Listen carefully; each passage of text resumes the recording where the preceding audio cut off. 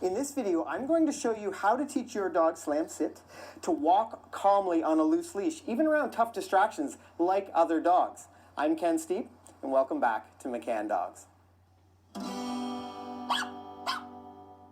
The two things that are really important when it comes to training any dog are clarity and consistency. So to make it really clear to Rad what my expectation is for him to walk on a loose leash, I need to make sure that the clip of his leash is hanging down. So that really shows that there's no tension on his leash. This is the only time that I'll reward him. I'll never reward him when that clip is up or when that leash is tight, because I don't want to create any confusion for him, so that it's really apparent that when he's on a loose leash is when he's being rewarded. So that little hack is a good one for you to keep in mind. Pay attention to the clip of the leash and only reward your dog when that clip is hanging down. Now, another trick that you can use is using a barrier to keep your dog in at your side. For those dogs that love to swing out, or maybe they, lurch out to the end of their leash away from you, pick a barrier. It could be a hallway in your house, or maybe it's an exterior wall, or maybe you set up a bunch of chairs in a row so that your dog has to stay in a little bit closer to you. But for those of you with the smaller dogs, this is really going to create a clear line, a clear path for them to maintain that position. For those of you guys with the bigger dogs, this is going to be a lot easier because it's easier for you to maintain their position. Now, I've chosen Hippie Shake to really make it more challenging for me and to give you a better example of how well this can work. So to set ourselves up for this exercise, I've got a few treats already in my hand, and I've counted the treats. So I've got 3 treats. As I'm walking along this wall, I'm going to reward Hippie twice and save that last treat.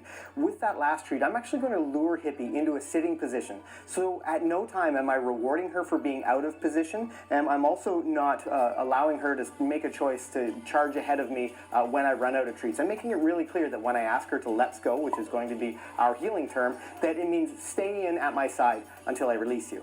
Ready to give this a try? Let's go. Good girl. See, I'm really careful about where I'm rewarding her, making sure she's on all fours. And with my last treat, I'll place her into a sit. I'll wait till she puts another paw down. Good girl. Yes, good girl.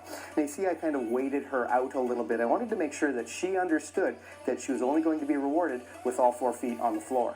Now, once you've had some success with your dog walking against that barrier, you can up the challenge for them a little bit. I have laid out some jump bars, but at home you could use a couple of leashes, or maybe it's a chalk line on the driveway, or a piece of rope, or whatever. The reality here is that this definitive line is going to help you see that position as much as it is for your dog.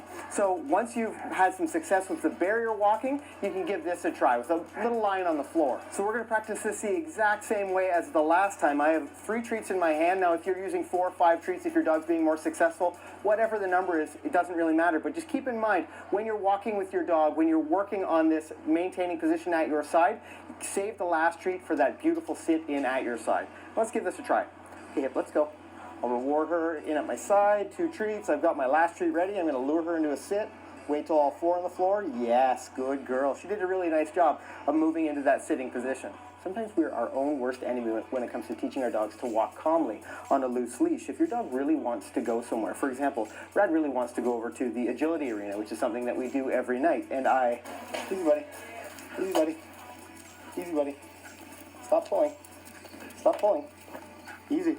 Then once I get over to the arena, the first thing I do is take him off leash so that he can play some agility. Then you're not being very clear about your expectations for your dog. But identify this as a training opportunity. So if you have a dog who loves to walk up to the park and then they get to play once they're up there, maybe you walk up toward the park for 25 feet, and once they start pulling, you turn 180 degrees around and you reward your dog for walking away from the park on a loose leash. It's really important that you're not accidentally rewarding them for the behavior that you're trying so desperately to get rid of. Now, one of the toughest challenges you may face is another dog or another person when you're on your walks and trying to get your dog to walk calmly on a loose leash.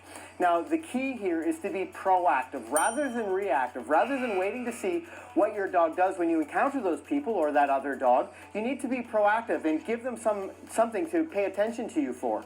I'm going to reward Slam in this exercise. We're going to get Kale and Funky just to sit off to the side. And I'm going to reward Slam copiously as we pass by that tough distraction. And eventually, we're going to work our way up to a point where we're walking dog to dog. We're passing one another, and Slam has built enough value in paying attention to me when we go past those tough distractions that he only wants to pay attention to me. So you're going to get your spouse or your friend, or maybe it's a neighbor with a dog, and this is how you're going to practice this exercise. Get them to stand still. feel with their dog. It's a little bit less distracting if your dog really loves to meet and greet other people and other dogs. But as we pass by them, and as you pass by that tough distraction, feed your dog. Let's go, Slam. And really keep them focused on you. Good, let's go, good boy. We're making it a lot less interesting to check out those other dogs and those other distractions as we walk by being proactive, by giving Slam something so that he pays attention to us rather than that distraction.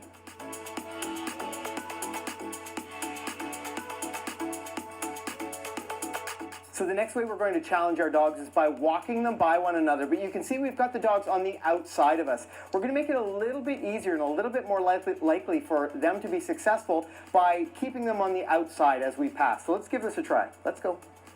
Good boy. Let's go. Good. Let's go. Good job, buddy. And sit. And just lessens that distraction a little bit, but it adds a little bit of challenge to the exercise. Then finally, we're going to try it walking dog to dog. Now, this is going to be really tough for some of your dogs at home, so make sure you pull out those really valuable rewards, and you really are proactive about rewarding them before they get next to that dog that's passing. Ready to give it a try, Slam? And let's go. Lots of rewards, especially as Funky passes by, to keep Slam's attention directly on me. Good boy. And we'll stop with a sit. Now, if you have a dog who is just completely beside themselves as these tough distractions go by and they're not even paying attention to the food, then often working them in a stationary position can be really helpful. You need to find a distance that you can be successful. Here, Slam, get in. As that tough distraction goes by,